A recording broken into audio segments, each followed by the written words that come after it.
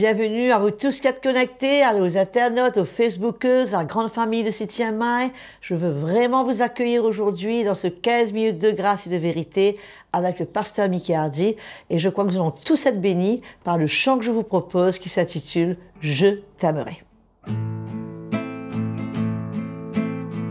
Je t'aimerai, je t'aimerai, je t'invoquerai, je t'invoquerai, je t'aimerai, je t'aimerai, j'invoquerai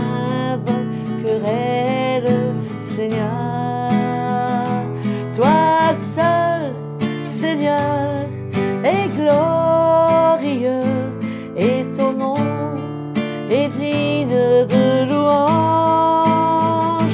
Que mon cœur soit pur et saint devant ta face, alors que je te loue de toute ma force.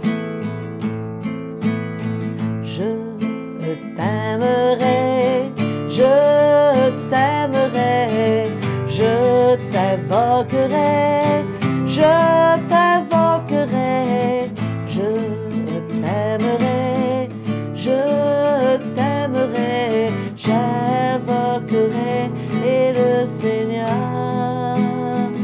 Alléluia, Alléluia, Alléluia, Alléluia. N'est-ce pas un merveilleux cantique que je vous encourage à reprendre dans vos assemblées? Aujourd'hui, toujours dans cette fameuse série des déclarations des apôtres, le pasteur Mickey Hardy va partager sur Romains 11, versets 33-36, cette fameuse déclaration de Paul qui nous dit « Qui a connu la pensée du Seigneur ?» N'est-ce pas vrai, mes frères et sœurs, qu'on se trouve souvent dans des situations difficiles, compliquées, et qu'on se pose la question « Mais pourquoi cela m'arrive? Pourquoi moi et pas quelqu'un d'autre ?» Alors que le Seigneur est en contrôle de toutes choses, et nous n'avons souvent pas de réponse à ces questions. Donc, sans plus tarder, écoutons tout ce que le pasteur Mickey Hardy a à nous dire sur ce sujet tellement passionnant. Et je vous retrouve tout de suite après. Nous te remercions, André, nous te remercions tous pour être avec nous tous les jours et pouvoir louer le Seigneur ensemble.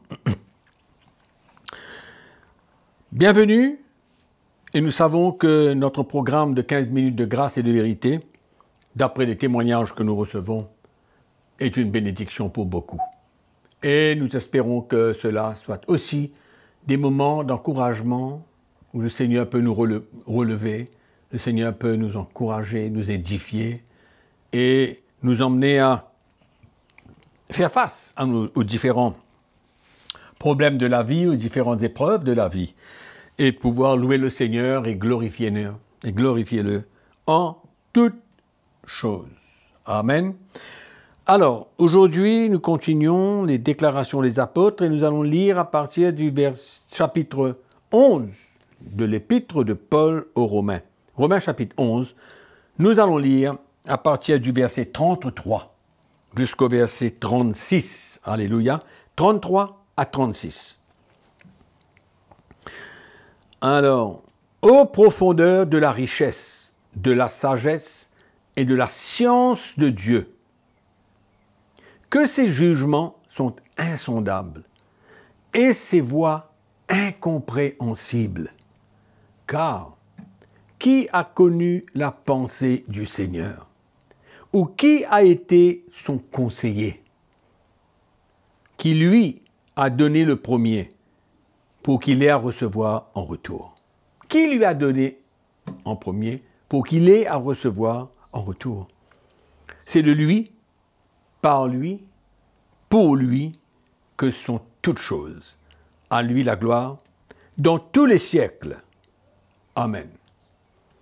Je crois que ces quelques versets peuvent aider beaucoup de chrétiens qui aujourd'hui cherchent des réponses à beaucoup de questions qu'ils se posent.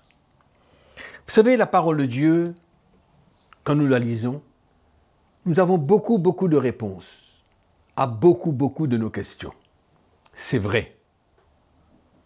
Mais il y a certaines choses ou certaines manières que Dieu agit, que Dieu fait les choses qui sont incompréhensibles. On ne comprend pas la raison, on ne comprend pas le but, souvent, et la sagesse humaine, notre intelligence et notre désir de connaître nous emmènent à poser beaucoup de questions qui sont finalement sans réponse et qui nous troublent. Si nous restons sur cette position où nous avons besoin de savoir pourquoi Dieu a agi comme ça, pourquoi il a fait cette chose, de quelle manière il a fait, pour quelle raison, on va être continuellement troublés. Nous avons besoin de réaliser que nous ne sommes pas Dieu. Nous sommes des enfants de Dieu. Dieu connaît tout. Dieu a la réponse à tout. Dieu connaît le futur, mais nous sommes limités. C'est vrai que nous avons la révélation de l'Évangile, en gros, mais il y a des choses que nous ne pouvons pas comprendre. Et je veux relire ce texte.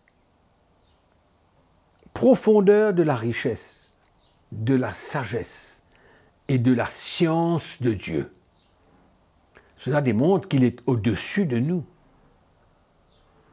Au-dessus de nous. Dans tout. Dans tout.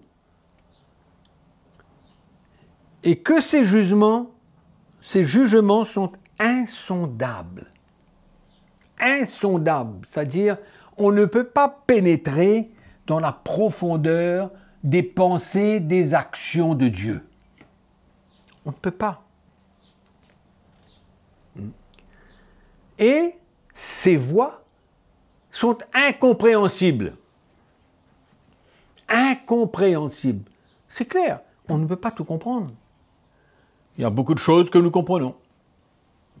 Mais quand il y a quelque chose qui se passe, et nous, les enfants de Dieu, qui connaissons les promesses de Dieu, qui connaissons que Dieu est capable, qui connaissons que Jésus a dit que toutes choses sont possibles, si vous croyez, mais nous ne pouvons pas demeurer là-dessus en ce qui concerne les pensées de Dieu, les voies de Dieu. Elles sont insondables, elles sont incompréhensibles. Cela nous aidera si nous nous soumettons à cela. Bien que le Saint-Esprit est en nous,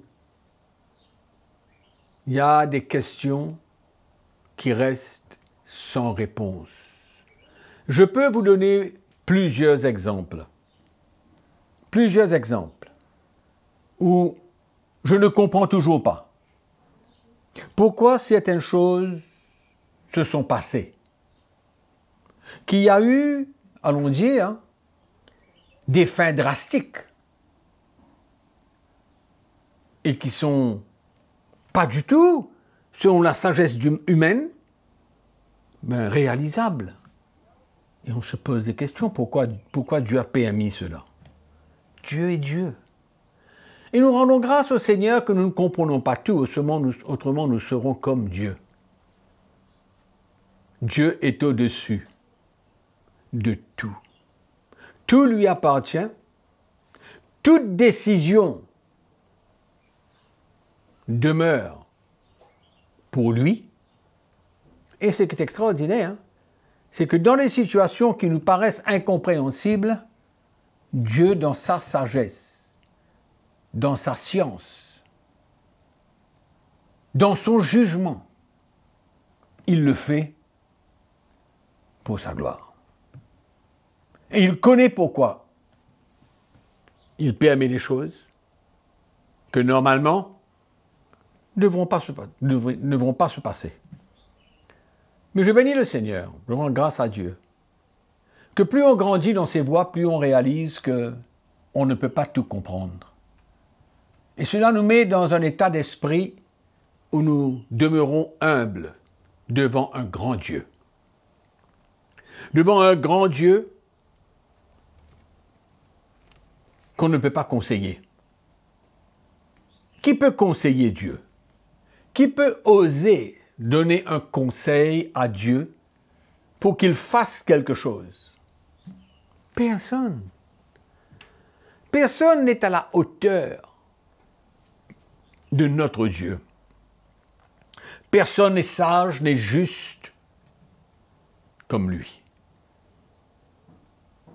Mais il est sur le trône et il règne. Il ne fait rien de mal. Tout ce qu'il fait en faveur des chrétiens aura pour résultat la gloire de Dieu. Peut-être que vous me direz, si Dieu n'avait pas permis cela, et que telle chose ne serait pas arrivée, cela glorifiait le Seigneur davantage. Qui connaît le futur? Seul Dieu connaît le futur, et personne d'autre. Nous n'avons pas la lumière concernant les décisions de Dieu, les pensées de Dieu, les actions de Dieu. Et ça doit nous garder humbles, de savoir qu'au-dessus de nous, il y a Dieu qui règne et qui décide des choses qui sont peut-être souvent contraires à ce que nous croyons comme étant juste. Qui a connu la pensée du Seigneur ou qui a été son conseiller? Personne. Depuis le début de la création, Dieu a agi dans la justice, dans la vérité. Il a fait des choses incroyables. Il a permis des choses incroyables et il le fait toujours. C'est pourquoi je veux encourager mes frères, mes sœurs, qui peut-être ont eu une expérience malheureuse, il y a quelque chose de dur qu'ils sont en train d'endurer, et que leur cœur est droit devant le Seigneur, ils aiment le Seigneur, mais l'expérience qu'ils traversent est dure et paraît même injuste. C'est pourquoi demeurons dans l'humilité et n'essayez pas de trouver des raisons, des explications, car cela va être à notre désavantage. Laissons Dieu agir, et quand il agit, rendons grâce à ce Seigneur si merveilleux qui ne veut que notre bien. Peut-être que nous ne voyons pas le futur, des choses qui seraient passées, si, mais acceptons. Acceptons le plan de Dieu et louons-le et rendons grâce à Dieu parce qu'il est fidèle. Nous servons un Dieu qui ne change pas. Il est le même hier, aujourd'hui et éternellement. Et nous sommes fiers de l'appartenir et nous aurons peut-être des expériences, mais ne pointons jamais le doigt sur le Seigneur parce qu'il est au-dessus de tout. Et pour terminer, je lis le dernier verset qui dit « C'est de lui, par lui, pour lui, que sont toutes choses. À lui la gloire dans tous les siècles. Amen. » Alléluia. Voilà, pour terminer, que la grâce du Seigneur soit avec vous et qu'il vous conduise, demeurez dans la paix et servez le Seigneur, même si vous ne comprenez pas toutes choses. Amen. N'oubliez pas qu'on vous aime. Je suis certaine, frères et sœurs, que ce sujet est devenu très clair pour beaucoup d'entre nous et que pas mal de pendules ont été remises à l'heure. Je ne pense pas qu'il y ait quoi que ce soit ajouté, mais par contre, j'aimerais vous rappeler ce fameux verset de Ésaïe 55:8 qui nous rappelle, de la part du Seigneur, qui nous dit « Et vos voix ne sont pas mes voix, dit l'Éternel. » Merci d'avoir été avec nous. Je vous encourage à liker ce programme, à le partager, à vous abonner à notre chaîne et surtout, écrivez-nous, si vous avez quoi que ce soit à partager avec vous, avec nous, toutes les informations sont sur votre écran. Je vous dis à très bientôt et surtout à la prochaine session avec le pasteur Mickey Hardy. Que le Seigneur vous bénisse.